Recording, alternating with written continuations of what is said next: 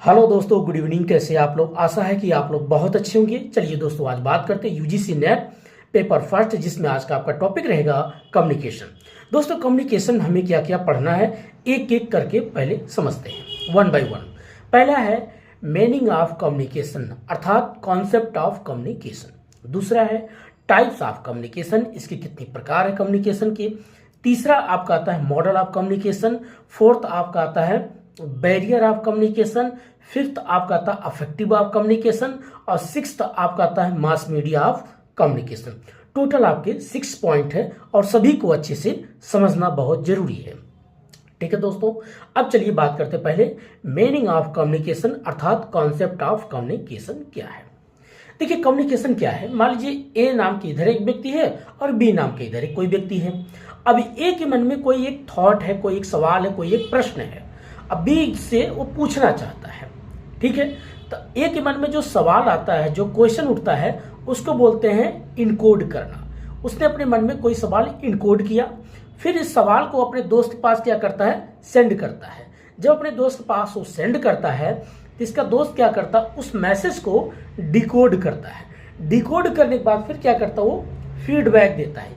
यही जो प्रोसेस होता है, इसी को बोला जाता है कम्युनिकेशन। एक करेगा इनकोड, दूसरा करेगा डिकोड। ए के द्वारा जो भेजा गया मैसेज बी तक, अब बी ने उस मैसेज को रीड किया, डिकोड किया, देन उसके बाद फीडबैक जब वो देता है, यही प्रोसेस को क्या बोलते हैं, कम्युनिकेशन। ठीक है, इस बात को आप समझ गए होंगे। अब बात करते हैं, कभी कभी इसमें क्वेश्चन पूछा जाता है कि कौन किसके लिए इनकोड होगा, किसके लिए डिकोड होगा। मैसेज कब कम्युनिकेशन माना जाएगा? मैसेज तभी कम्युनिकेशन माना जाएगा जब बी के द्वारा रिप्लाई दे दिया जाता है। ये नहीं, मान लीजिए मेरे मन में कोई सवाल है, मैंने किसी से कुछ पूछा, जब तक उसने मुझे जवाब नहीं दिया तब तक कम्युनिकेशन नहीं माना जाएगा।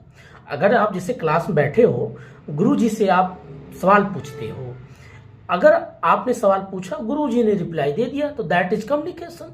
बस, तो यही बेसिकली इसके आधार होते हैं। एक इनकोड करेगा, दूसरा डिकोड करेगा। ठीक, अब दूसरा पॉइंट बात करते हैं कि टाइप्स ऑफ कम्युनिकेशन। कम्युनिकेशन के कितने प्रकार हैं, एक एक करके समझते हैं। पहला आपका आता है वर्बल कम्युनिकेशन, दूसरा non verbal communication, direct communication, indirect communication, horizontal communication, vertical communication. ठीक है दोस्तों, और लास्ट में एक बात करते हैं सर्कुलर कम्युनिकेशन, दो और जोड़ देते हैं, फॉर्मल कम्युनिकेशन और इनफॉर्मल कम्युनिकेशन। इस प्रकार के कम्युनिकेशन को बांटा गया।